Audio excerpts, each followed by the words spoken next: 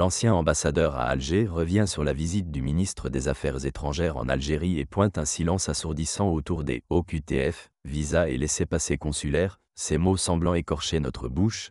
Et si, à Alger, Jean-Noël Barrot n'était pas plutôt allé à Canossa, c'est l'image d'une diplomatie française courbant l'échine qui vient à Xavier Driancourt, ancien ambassadeur de France à Alger entre 2008 et 2012, puis entre 2017 et 2020. À l'exception de la robe de bure qu'avait le roi Henri, il y a dans cette visite de Jean-Noël Barrot à Alger, beaucoup d'ingrédients semblables au roi Henri allant voir le pape à Canossa, cingle le diplomate, invité lundi 7 avril 2025 de l'émission Point de vue.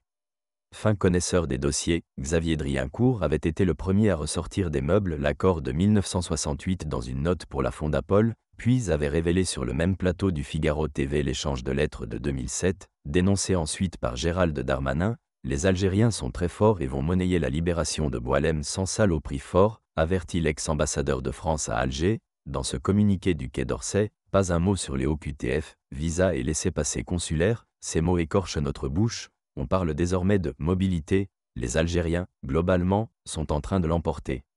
Quant aux résultats concrets de cette réunion entre Jean-Noël Barrot et Abdelmadjid Tebboune, la coopération judiciaire annoncée laisse l'ambassadeur sceptique. De son propre aveu, je note qu'on va autoriser les magistrats algériens à venir en France pour consulter des dossiers, alors même que François Imré, l'avocat de Boualem Sansal, n'a pas pu aller en Algérie. Ensuite, le ministre dit qu'on va actualiser les accords. Qu'est-ce que ça veut dire, actualiser? Il faut tout bonnement dénoncer l'accord de 1968 et l'accord de 2007 sur les passeports diplomatiques. Or, ce n'est plus à l'ordre du jour, il faut le dire. Les magistrats algériens pourront venir en France pour consulter des dossiers, alors que l'avocat de Boualem Sansal n'a pas pu aller en Algérie.